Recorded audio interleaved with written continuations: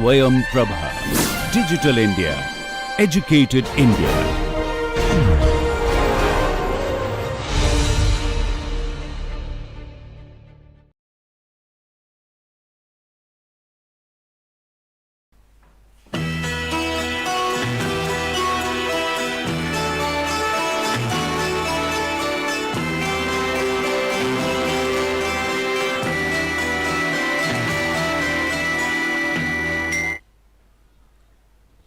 Last time we were discussing about some examples of unsteady flows, and in one example we were considering, and we have just started with that example, is that there is a oscillating boundary. If you look into this slide, it summarizes the problem that you have a solid boundary.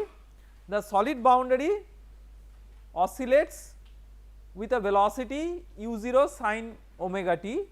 So, it is a sinusoidal oscillation in this case, and we have to figure out that how the velocity varies with position and time in this particular scenario.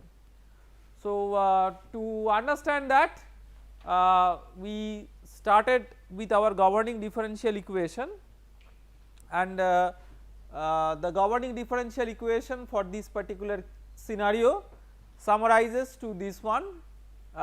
This del u del t is equal to nu del square u del y square, and we started identifying various scales pertinent to this problem. So, we will just have a brief recapitulation to the various scales.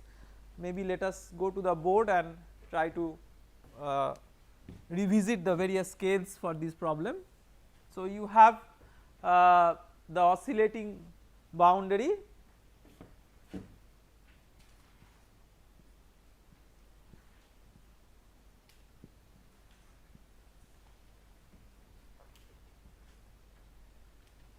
This one, and you have your governing differential equation. So, this is your y axis, and you have the governing differential equation.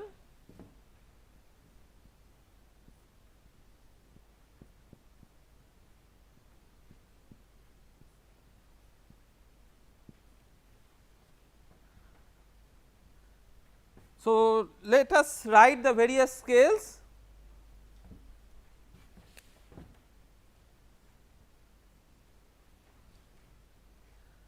So, this scale, this is of the order of u0 by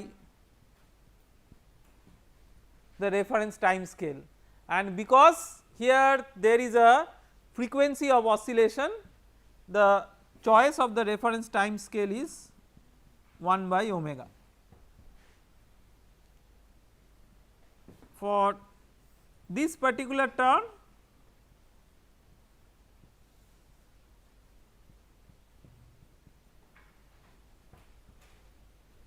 we are considering y ref as the reference scale for the scale along y. We are considering that as y ref. We have to keep in mind that there is no natural length scale along y for this particular problem, because there is no confinement, but the length scale will come from the physical parameters. So, if you equate the scales of these two terms, then you are left with y reference is of the order of square root of nu by omega. So, this becomes a physical length scale along y. So, what does it indicate? It is that when the wall is oscillating, now how does the effect of oscillation of the wall propagate to the fluid? The effect of oscillation of the wall propagates to the fluid by virtue of the fluid viscosity. So, and to be precise, we have seen that in these particular cases kinematic viscosity is the governing parameter rather than the viscosity itself. So, the penetration depth up to which this effect of oscillation is felt scales with square root of nu by omega. So, when the plate oscillates with a velocity, angular velocity omega, then or a frequency omega, then the effect of that frequency is felt over a distance which scales as square root of nu by omega. So, with this particular scale, so you can write y bar is equal to y by y ref, u bar is equal to u by u ref,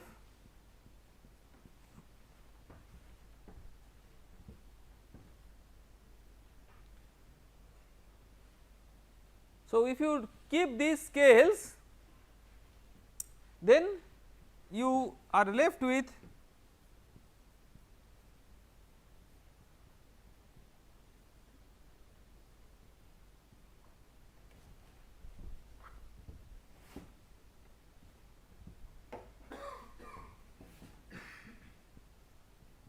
when t bar is omega t.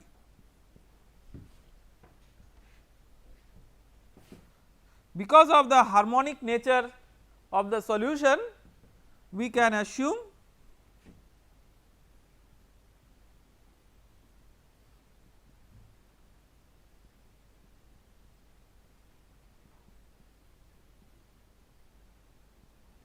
a solution of this form.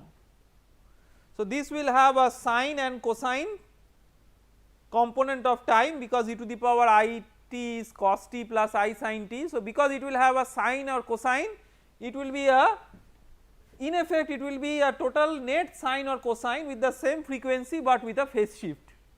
So, there will be a shift in phase, and there also is likely to be an attenuation in the amplitude.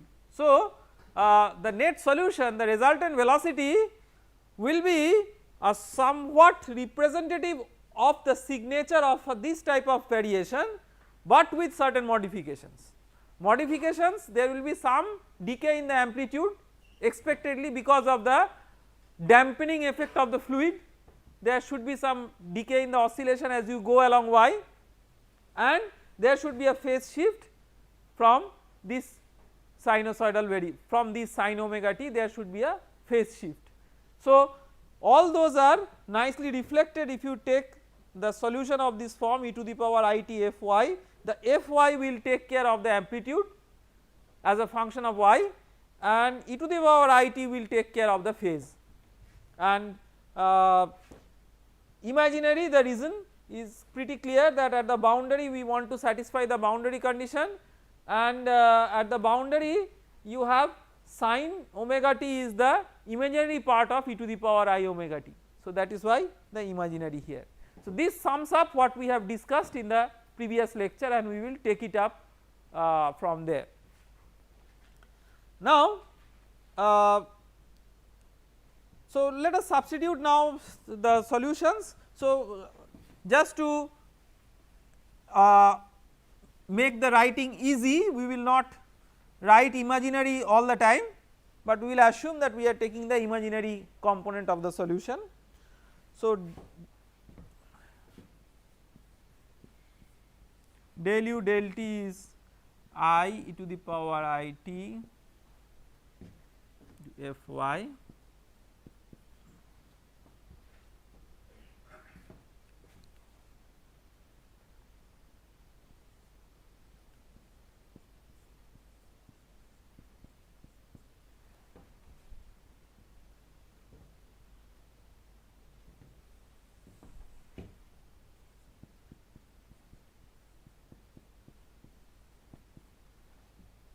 So, now if you substitute these in this equation, what you eventually get?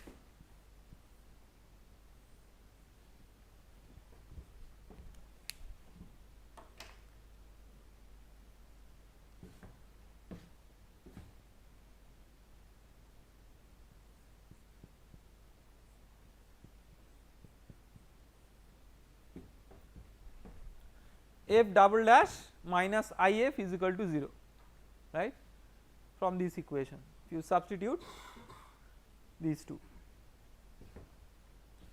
So, the solution is f is equal to C1 e to the power root over I y bar plus C2 e to the power minus square root of I y bar.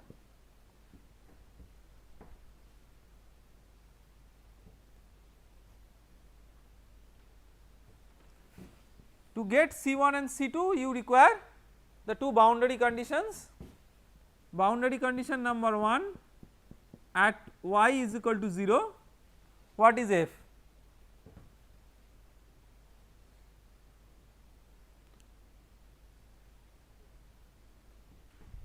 So, at y is equal to 0 u is imaginary e to the power I t, non dimensional u, right. So, f is equal to 1.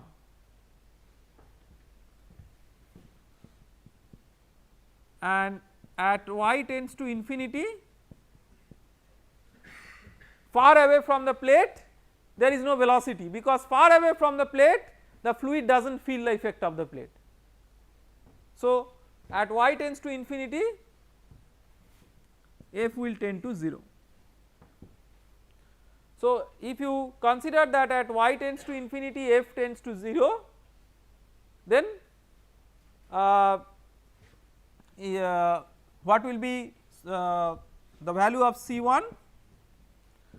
So, boundary condition 2 will tell that C1 is equal to 0, because the solution has to be bounded, and boundary condition number 1, at y is equal to 0 f is equal to 1,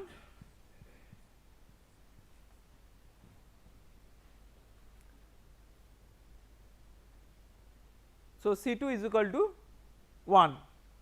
So, that means your solution is f is equal to e to the power minus square root of I y bar, and u bar is equal to imaginary e to the power I t into e to the power minus square root of I y bar. See, so far as fluid mechanics is concerned, this solution is good enough, but to get a little bit of more insight we can do some algebraic manipulation over this expression, that is pure algebra, and it has nothing to do with great details of fluid mechanics.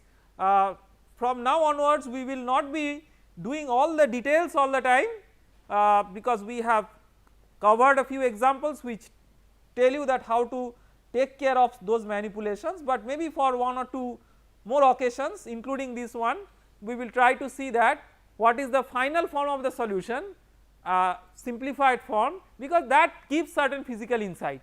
So, let us try to go for one or two more steps of simplification. Again I am repeating, those simplifications are not necessary for plotting the solution, but that can give you certain insight.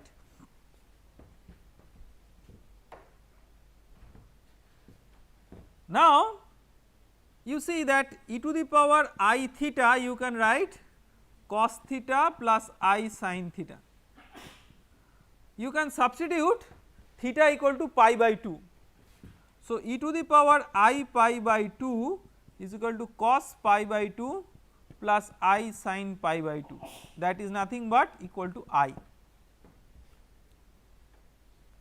So, square root of I is equal to e to the power I pi by 4, right. So, that is cos pi by 4 plus I sin pi by 4. Both cos pi by 4 and sin pi by 4 are 1 by root 2. So, this is 1 plus I by root 2. So, you can write this one as u bar is equal to imaginary e to the power I t into e to the power minus 1 plus I by root 2 y bar. So, this is imaginary e to the power. So, first take the real component minus y by root 2, right, into e to the power I t minus y by root 2, right.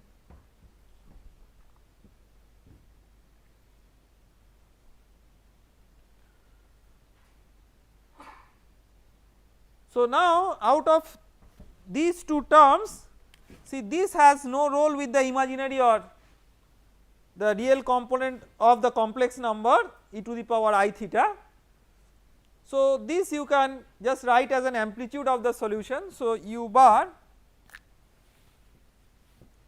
e to the power minus y by root 2 into imaginary of basically e to the power I t minus y by root 2. So sin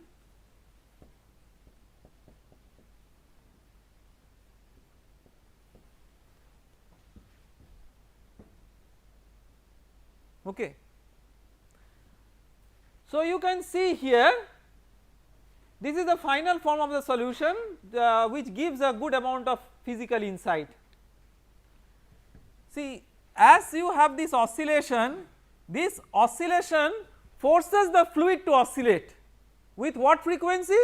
With the same frequency that you can see that here this t is basically omega t. So it is the same omega, but with a phase shift, that phase shift is this, okay. And what is the amplitude of oscillation? If there was no damping effect, then the amplitude of oscillation would have been the same, that is u0. So in that case this would have been 1, but because of the damping effect which varies exponentially with y, you can see that the amplitude now becomes, this is y bar basically, e to the power minus y bar by root 2. So it is a situation like a damped oscillation. So the fluid in this case behaves like a damped oscillator, okay. Now having done this particular case, we will now like to ask again a question which is very much pertinent to microfluidics. Well, we have a solid boundary that oscillates, but you have an infinite dimension along the y direction so that the fluid is unbounded. But what happens if the fluid is bounded? That is what is important for microfluidics considerations. So instead of a channel like this, instead of a single plate like this, if you now consider a channel where the fluid is bounded and the fluid is being oscillated, then what is the response of the fluid against that oscillation? That is what we are going to study next. So the motivation of studying the Stokes second problem in the context of microfluidics is not that it is really a microfluidics problem, but it gives a basis which is a case of an unbounded flow, so that we can consider the case of a confinement or a bounded flow with this particular case to see that what is the explicit role of confinement towards driving the solution for the velocity profile.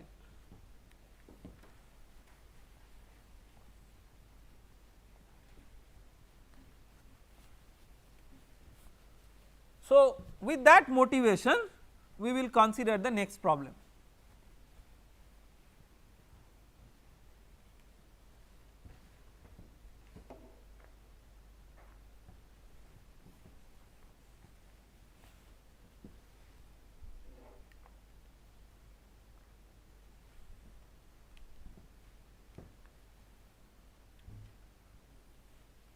So let us say that we have a channel like this. Now to make the problem a little bit more realistic and a little bit more close to a biophysical scenario which is important for microfluidics applications, we will not consider the plate is oscillating, but we will rather consider that there is a oscillatory pressure gradient, that a pressure gradient that oscillates sinusoidally with time. So let us say that this is a channel,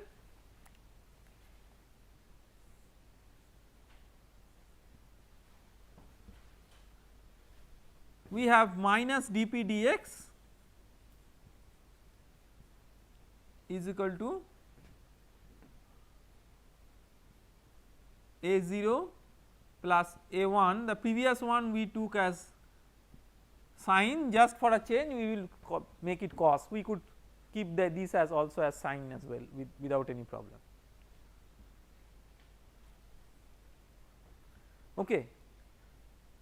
So, we have a steady part of the pressure gradient and we have a time oscillatory part of the pressure gradient.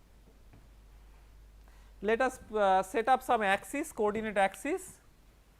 So, let this be the y axis, let this be the x axis, and let half height of the channel be h.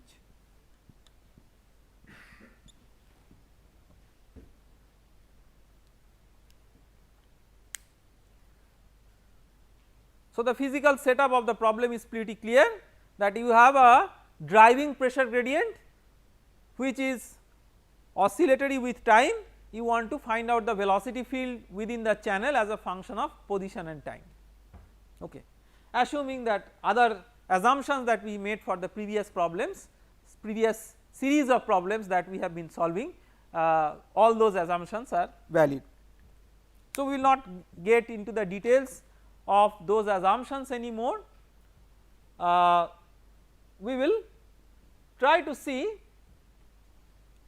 that what are the different aspects of the velocity profile that you can get from this.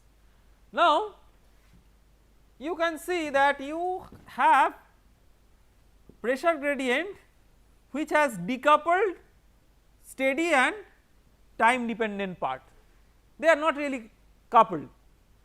So, that means we can exploit the linearity of the governing differential equation and obtain solutions for the velocity profile, one steady solution based on this and one unsteady solution based on this, and the net solution is a linear superposition of the two solutions. Okay. So, let us say that u equal to u1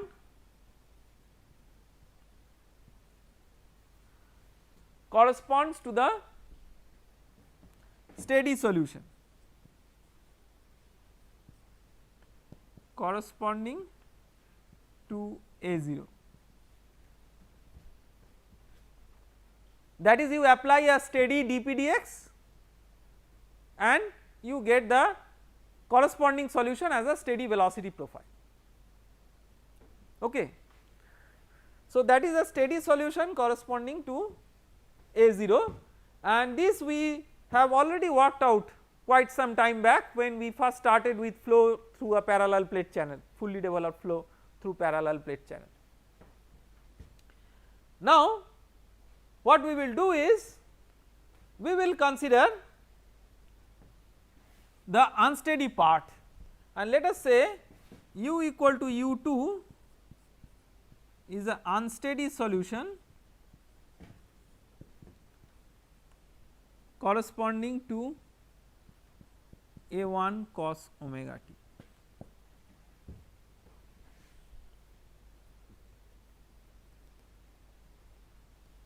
Okay.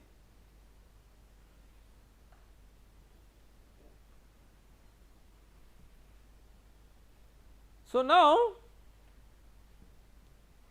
what we will do is we will write the governing equation for u2, or first let us write the governing equation for u1 at least. We have done the solution, but just to recapitulate. So, what is the governing equation for u1?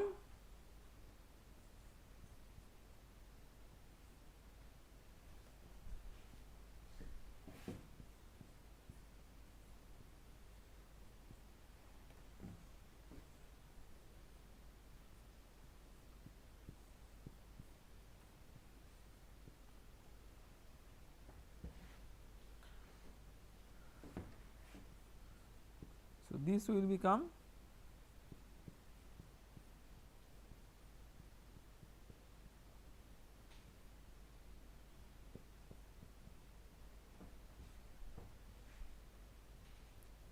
right.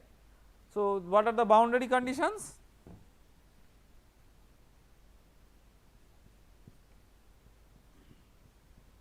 What is the boundary condition at y equal to 0?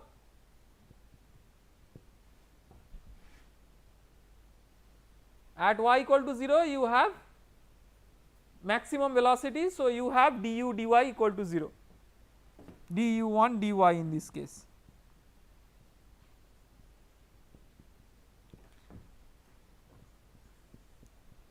And at y equal to h you have u1 equal to 0, that is the no slip boundary condition. So, with these two boundary conditions you can straightforward get the solution of this equation. Okay.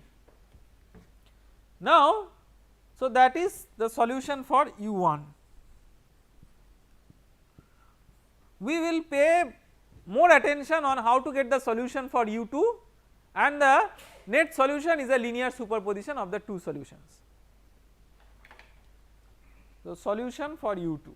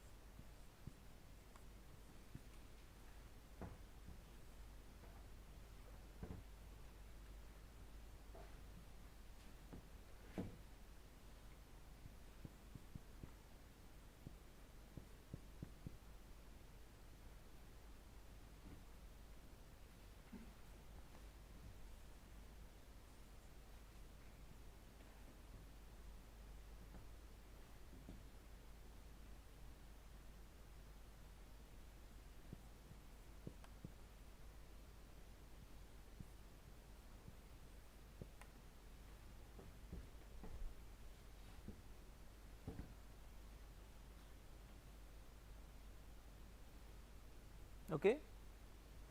And boundary conditions same as the previous.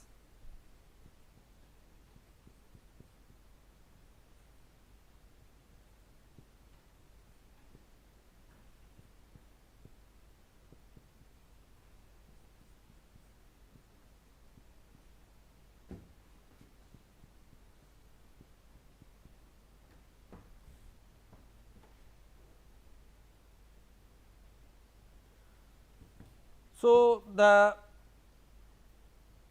resultant solution which is u1 plus u2, if you consider u equal to u1 plus u2, that will be governed by the equation rho del u del t is equal to minus del p del x, which is a0 plus a1 cos omega t plus mu del 2u del y2. Okay. So, now we will devote our attention to analyze the various scales of this problem.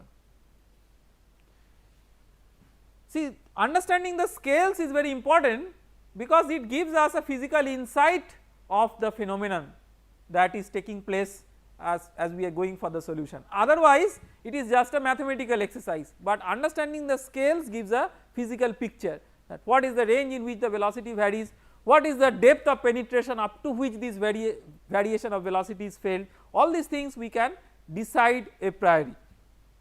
So, to understand that we divide first both sides by rho. So, this becomes a1 by rho and this becomes the kinematic viscosity.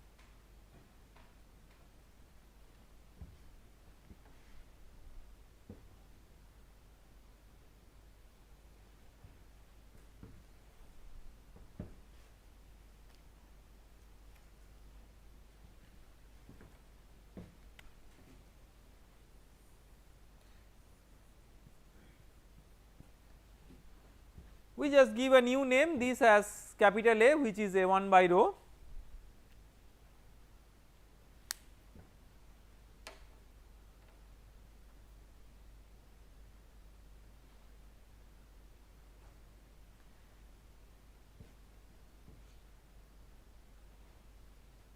So that now we have 3 terms in the governing equation.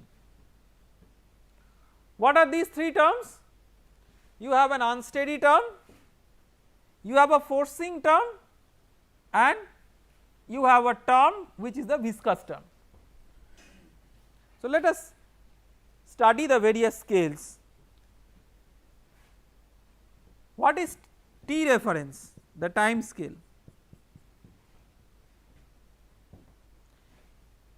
See, for this problem to be important, that means for this oscillatory component of the pressure gradient to be important, the time scale should be 1 by omega. Otherwise you can solve this problem, but this component is not important. If this is important, it must have emphasis of its own role.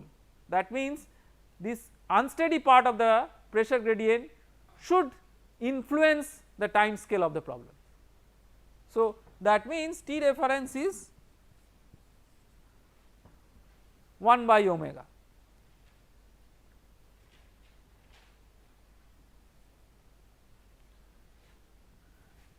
What is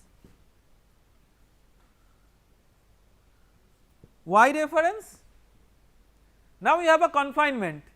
If you want your confinement to be important, if you want it to be important, now that is our wish that the confinement effect is important. We will see which parameter at the end decides that whether the confinement effect is important or not. But if our wish is fulfilled, that means if the confinement effect is the governing parameter, then Y reference has to be H.